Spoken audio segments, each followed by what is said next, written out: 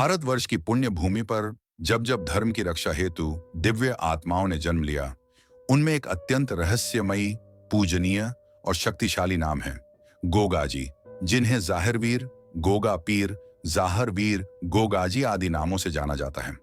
उनकी जन्म कथा स्वयं में ही अद्भुत है। राजस्थान के चुरू जिले में स्थित ददरेवा गांव में गोगाजी का जन्म हुआ। वे चौहान वंश के एक प्रतिष्ठित राजा जाहिर चौहान और धर्मपरायण रानी बच्चल देवी के पुत्र थे। राजा और रानी वर्षों तक संतान प्राप्ति के लिए व्रत और यज्ञ करते रहे, लेकिन संतान सुख नहीं मिला। तब रानी बच्चल देवी ने हिमालय की ओर जाकर तपस्या की और अंततः गुरु गोरखनाथ से वरदान प्राप्त किया। गोरखनाथ ने कहा कि तुम्हें एक पुत्र प्राप्त होगा जो नागों का अधिपति बनेगा और धर्म का रक्षक कहलाएगा।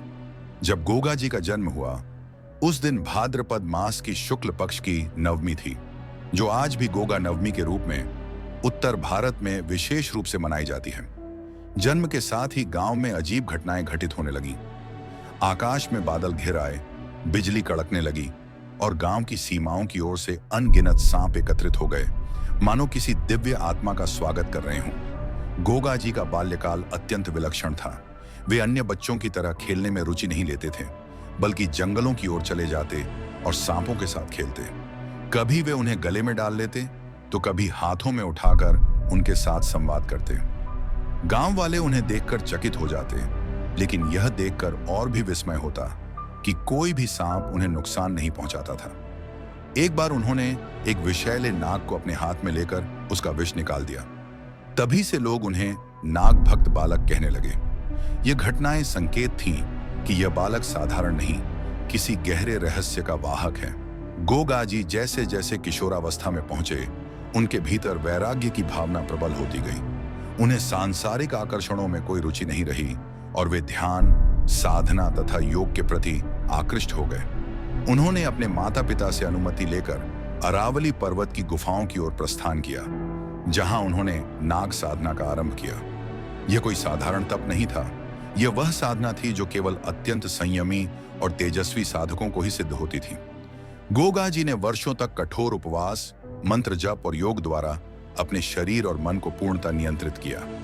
वे लगातार ओम नमो नागराजाय, ओम तक्षकाय नमः और अन्य गुप्त नाग मंत्रों का जप करते रहे।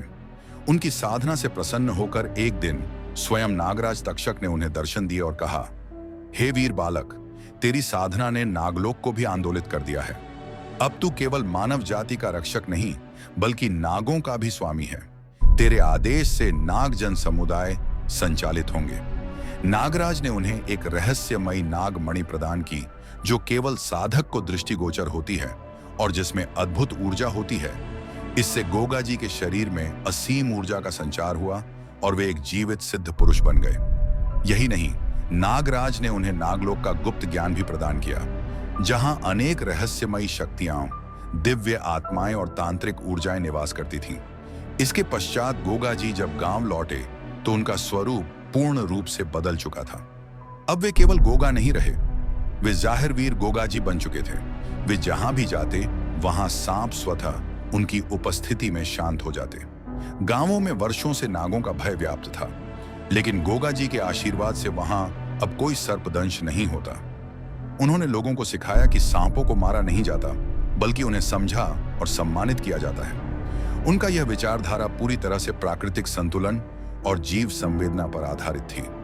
गोगा जी केवल एक साधक नहीं, बल्कि एक महान योद्धा और धर्म रक्षक भी थे। जब देश पर बाहरी आक्रमणकारी हमले कर रहे थे, मंदिरों को लूटा जा रहा था और समाज में भय का वातावरण था, तब गोगा जी ने तलवार उठाई। परंतु उनका उद्देश्य केवल युद्ध जीतना नहीं, बल्कि धर्म और समाज की रक्षा करना था। उन्होंने अपने घोड़े नूरंग पर सवार होकर अनेक युद्धों का नेतृत्व किया और कहीं कहीं तो बिना रक्तपात के केवल सांपों की सहायता से विजय प्राप्त की। कहा जाता है कि कई बार उन्होंने शत्रु को चेतावनी दी, यदि वे धर्मस्थल को छोड़ दें तो कोई हिंसा नहीं होगी, परंतु यदि उन्होंने आक्रमण किया तो उन्हें नागों के कोप का सामना करना पड़ेगा।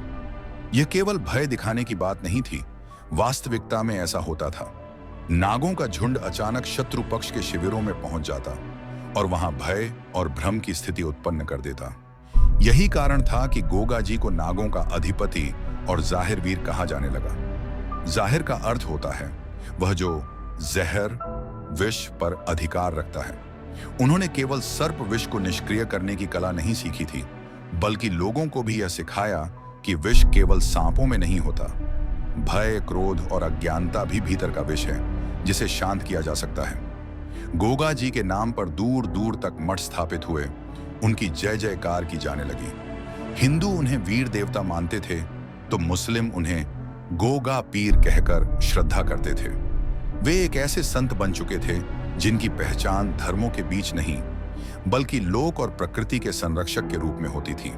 राजस्थान, हरियाणा, पंजाब, मध्य प्रदेश और उत्तर प्रदेश में उनके उपासक गांव-गांव में पाए जाते हैं। सांपों से पीड़ित लोग उनके नाम की दुहाई देकर विषम परिस्थितियों से मुक्ति पाते हैं। यह केवल लोक कथा नहीं, हजारों लोगों के अनुभवों का सत्य है। गोगा जी का अंत एक रहस्य से कम नहीं। कुछ लोक गाथाओं में कहा गया है कि उन्होंने एक अंतिम युद्ध में वीरगति प्राप्त की, लेकिन अधिकांश मान्यताएं कहती हैं कि उनका कोई पारंपरिक अंत नहीं हुआ।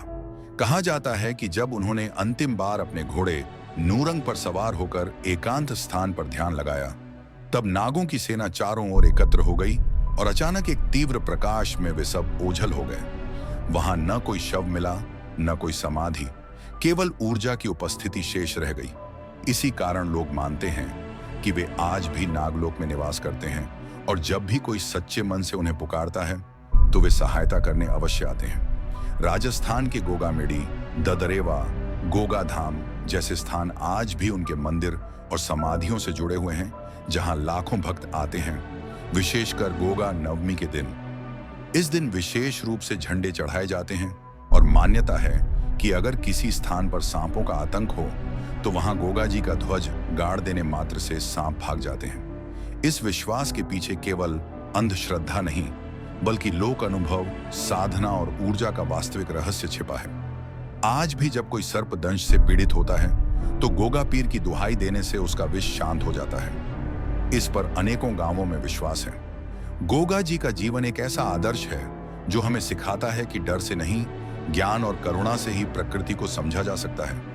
उन्होंने सिद्ध किया कि सांप जैसे प्राणी जो डर और नफरत के प्रतीक माने जाते हैं, वे भी प्रेम और सेवा का माध्यम बन सकते हैं यदि कोई उन्हें समझे। इसी कारण आज भी वे नागों के अधिपति माने जाते हैं, न केवल आध्यात्मिक अर्थ में, बल्कि जीव और जगत के संतुलनकारी शक्ति के रूप में। वे कोई कल्पना नहीं, एक जीवित परंपरा है जिनकी झलक हर उस स्थान पर मिलती है जहां सांप, मनुष्य और अध्यात्म एक साथ पूजे जाते हैं। तो साथियों, यही था गोगा जी और नागों का रहस्य। एक ऐसी अलौकिक गाथा जो केवल आस्था की नहीं, बल्कि साधना, करुणा और चेतना के गहरे रहस्य की कहानी है। गोगा जी ने हमें यह सिखाया कि विष से डरने की नहीं, उसे साधने की जरूरत है। और यह शक्ति हर उस व्यक्ति में छुपी होती है जो सच्चे मन से सेवा, त्याग और तपस्या के मार्ग पर चलता है। नागों के अधिपति कहे जाने वाले जाहिर वीर गोगा जी केवल राजस्थान या हरियाणा तक सीमित नहीं हैं। वे उस चेतना के प्रतीक हैं जो धर्म, प्रकृति और जीव मात्र के बीच संतुलन स्थापित करती है।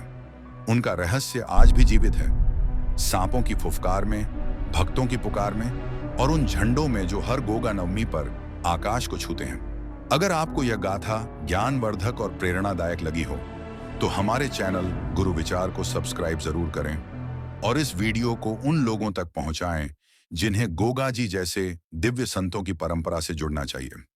अगली बार फिर मिलेंगे एक नई रहस्यपूर्ण वीडियो के साथ। जय जाहिर वीर गोगा जी।